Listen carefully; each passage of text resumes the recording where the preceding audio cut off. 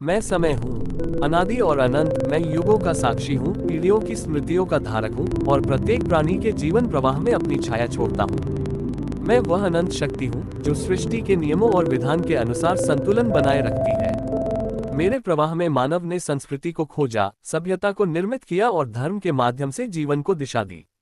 संस्कृति केवल परंपरा या रीति रिवाज नहीं है। प्राकृतिक विधान के अनुरूप संस्कार की हुई पद्धति ही संस्कृति है। संस्कृति अनुभवजन्य ज्ञान पर आधारित होती है, जबकि सभ्यता बुद्धिजन्य ज्ञान पर। अनुभवजन्य ज्ञान स्थायी है, बुद्धिजन्य ज्ञान परिवर्तनशील। अतः संस्कृति नित्य है और सभ्यता परिवर्तनशील। किसी देश काल की सभ्यता कभी कभी कुछ व्यक्तियों के लिए हानिकारक भी हो सकती है, किंतु संस्कृति सर्वदेशीय और सर्वकालिक रूप से सभी के लिए हितकारी है। संस्कृति मानव की उपज नहीं, अपितु उसकी खोज और अनुभव है। इसका आदर विकास का मूल है और इसका अवमान पतन का कारण। संस्कृति रूप भूमि में धर्म रूप वृक्ष शोभा पाता है। जिस प्रकार वृक्ष में शाखाएं, पत्ते, फूल और फल होते हैं, उसी प्रकार धर्म रूप वृक्ष में अनेक संप्रदाय उसके अंग हैं। धर्म सार्वभौम और सार्वजनिक साधन है, संप्रदाय व्यक्तिगत साधन। संस्कृतियुक्त धर्म ही वास्तव में हिंदुत्व है और जो इसे अपनाता है वही हिंदू है। हिंदुत्व अपनाने पर प्राणी किसी का ऋणी नहीं रहता और उसकी प्रसन्नता किसी अन्य पर निर्भर नहीं होती।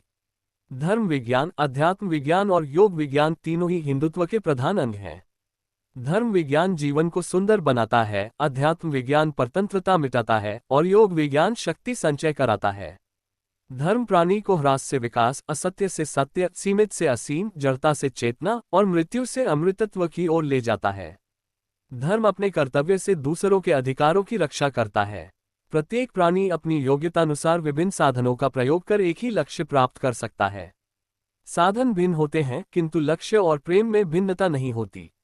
व्यक्ति निर्माण ही समाज निर्माण है और समाज निर्माण ही विश्वहित का मूल उद्देश्य है।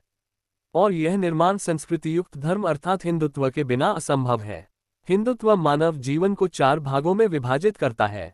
1. उपार्जन और शिक्षा, अपने ज्ञान, विज्ञान और कला द्वारा स्वयं को सुशोभित करना। 2. उपभोग और संतुलन, धर्मानुकूल उपभोग से अनुभव करना और संतुलित जीवन जीना। 3. सेवा और साधना, जितेंद्रियता पूर्वक सेवा करना और सत्य की खोज करना। 4. आत्मिक आनंद, असत्य का त्याग कर प्रेम और आनंद का अनुभव करना। इसके अतिरिक्त 4 प्रमुख साधन हैं। तप, धर्मार्थ, कठिनाइयों को प्रसन्नता पूर्वक सहन करना। व्रत, अपने लक्ष्य की प्राप्ति हेतु दृढ़ संकल्प करना। प्रायश्चित, की हुई भूलों को पुनः न करना।